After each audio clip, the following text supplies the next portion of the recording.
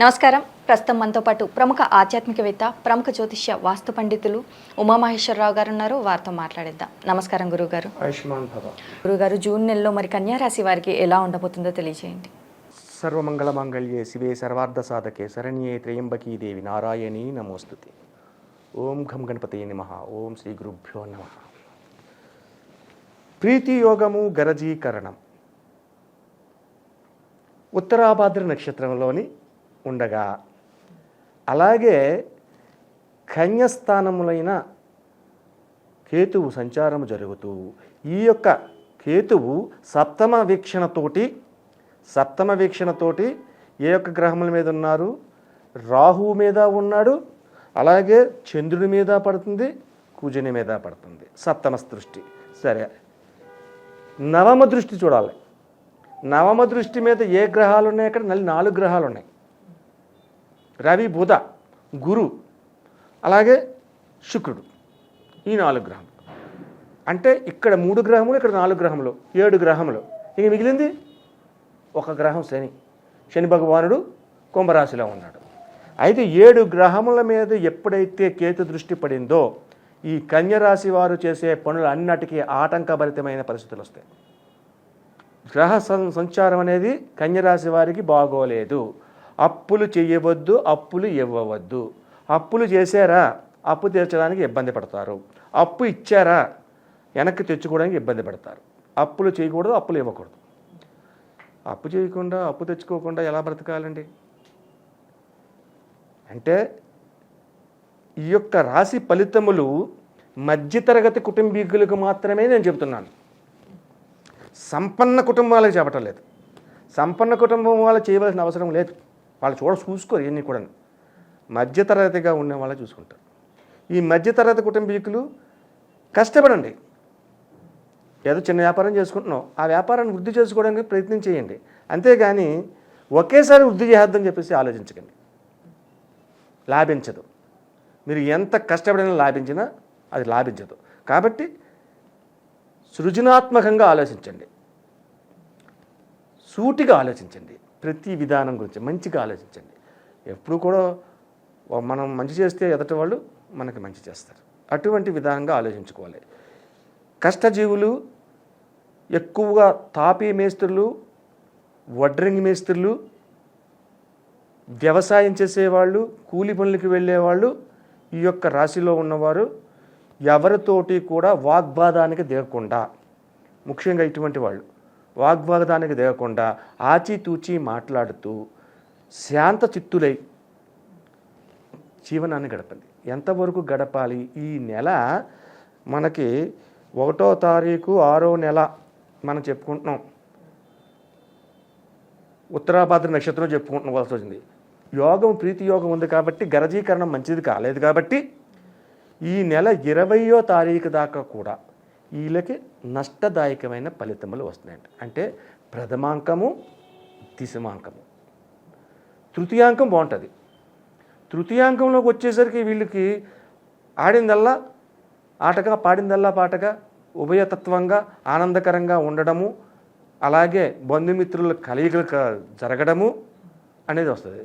వ్యాపార రంగంలో ఉన్నవారు కూడా మొదటి 20 రోజులు కూడా నష్టదాయకమైన ఫలితములను పొందిన మిగిలిన 10 రోజులు శుభదాయకమైన ఫలితములను పొందుతారు.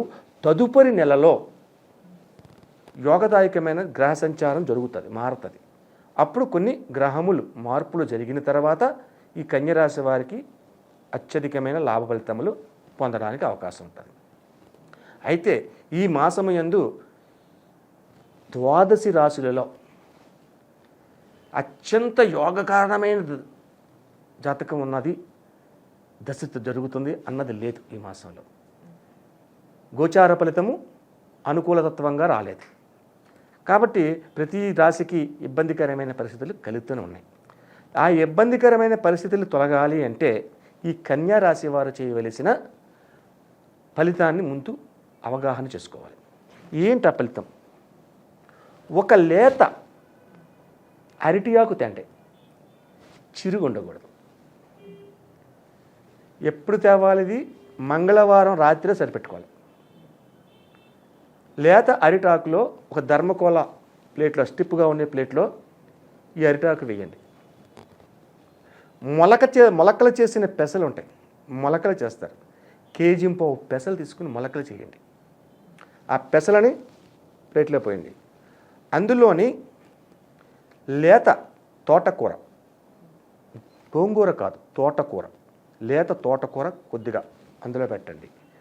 చక్కటి టమాటాలు, ఎర్రగా ముగ్గిన టమాటా పళ్ళు మీ ఇష్టం, 4 పెడతారు, 5 పెడతారు, 10 పెడతారు. సకల దేవత మూర్తి ఎవరు? గోవు. గోవుకి టమాటా అంటే చాలా ఇష్టంగా తింటుంది కాబట్టి ఆ టమాటా పళ్ళు మీ ఇష్టం వేయండి. ఆ టమాటా పళ్ళు వేసిన తర్వాత 2-3 అరటిపళ్ళు కూడా వేయండి. అరటిపళ్ళు అంటే ముగ్గిని వేయాలి, పచ్చిగా ఉన్న వేయకూడదు, ముగ్గిని అరటిపళ్ళు వేయండి. ఆ తర్వాత ఒక చిన్న బెల్లం కూడా తెల్లగా ఉండాలి. మనం 3 రకాల బెల్లాలు వాడతాం పూజల విధానాల్లో. చెక్క బెల్లం అని ఉంటుంది, అది వాడతాం కొన్ని రెమెడీస్కి. నల్ల బెల్లం వాడతాం కొన్ని రెమెడీస్కి. అలాగే తెల్ల బెల్లం వాడతాం. తెల్లటి బెల్లం ముక్క, ఆ మాత్రం బెల్లం ముక్క వేయండి. మీ యొక్క బుధవారం నాడు ఉదయాన్నే సూర్యోదయం జరగకుండా, సూర్యుడు రాకుండా బ్రహ్మీకాల ముహూర్తంలో నిద్ర లేవండి. బ్రహ్మీకాల ముహూర్తంలో నిద్రలేసి ఉషోదయ కాలంలో స్నానం చేయండి. బ్రహ్మీకాల ముహూర్తం అంటే చీకటిగా ఉంది, ఇంకాను కాలకృత్యాలు తీర్చుకోవాలి, ఆ సమయం అయిపోయింది. ఉషోదయ కాలం అంటే సూర్యుడు రావటం లేదు, వెలుతురు రాలేదు, కానీ ఒక తెల్లని ఉషోదయమైంది. ఆ ఉషోదయ కాలంలో స్నానం చేయండి. ఉషోదయ కాలంలో స్నానం చేసిన తర్వాత ఇక్కడ స్నానం అయిపోయిన తర్వాత మీ ఇంటిలో ఉన్న దేవాలయంలోని 3 కుందులు పెట్టండి. బ్రహ్మ విష్ణు మహేశ్వరుల 3 కుందులు పెట్టండి. ఆ 3 కుందుల్లోని 2 ఒత్తులు వేయండి. ఒంటి ఒత్తి వేయకూడదు, 2 ఒత్తులు వేయాలి. 2 ఒత్తులు వేసి వెలిగించండి. వెలిగించిన తర్వాత మీకు ఇష్టం వచ్చినట్టు దైవారాధన మీరు చేసుకోండి. ఆ దైవానికి ఈ యొక్క ప్రసాదాన్ని అక్కడ పెట్టి నీళ్ళ చిలకరించి ఓం భూర్భువ స్వాహ తస్మితృణ్యం భర్గో దేవస్య ధీమహి ధియో యో నః ప్రచోదయాత్ అని చెప్పి ఓం ప్రాణాయ స్వాహ, ఓం ఉపానాయ స్వాహ, ఓం వేన స్వాహ, ఓం సమోనాయ స్వాహ, ఓం నారాయణ స్వాహ అని నివేదన చేయండి. నివేదన చేసి నమస్కరించుకోండి. ఈ లోపల ఆర్తకర్పూరము హారతి ఇవ్వండి. అయిపోయింది. హారతి ఘనమైన తర్వాత బయటకు వచ్చేయండి పూజా రూమ్ నుంచి. హారతి ఘనమైన తర్వాత లోపలికి వెళ్ళండి. ఒక తెల్లని వస్త్రాన్ని తీసుకోండి, దీని మీద కప్పండి. దీని మీద కప్పి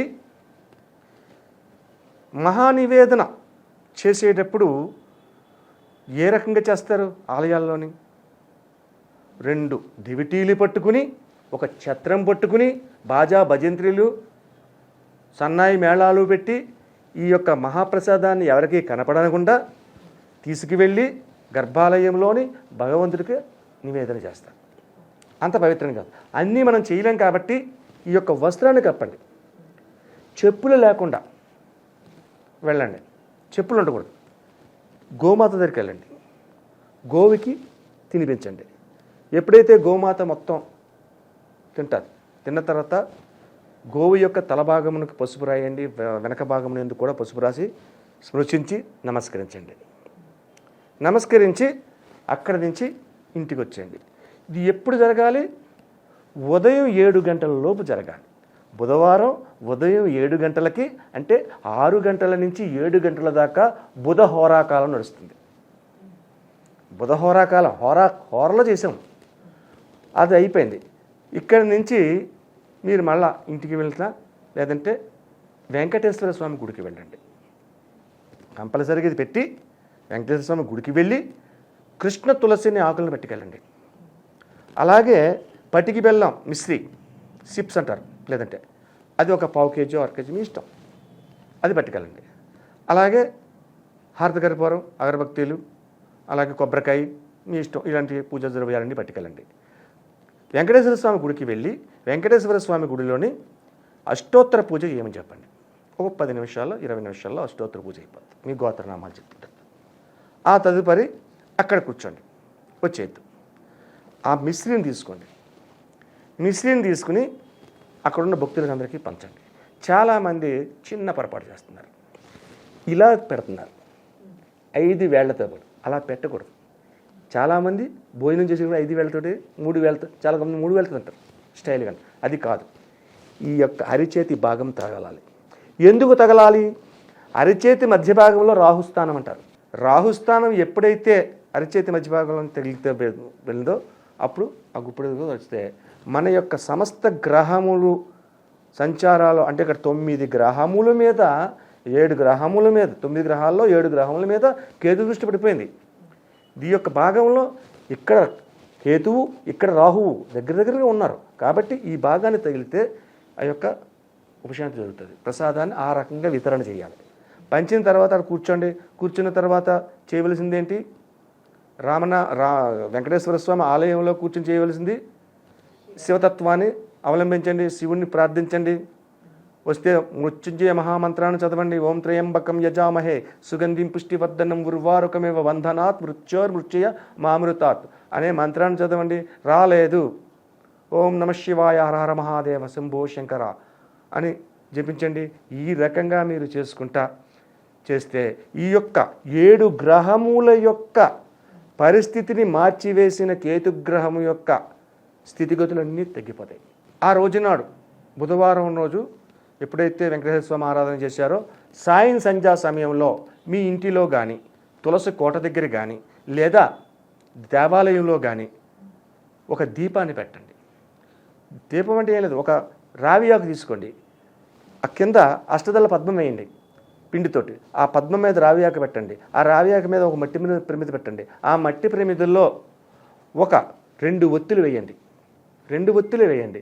2 ఒత్తులు వేసి ఆవు నెయ్యి కానీ వెప్ప నూనె కానీ 2 అడుగులు వేయదొట్టి అందులో పోసి ఆ ఒత్తులు 2 వెలిగించండి.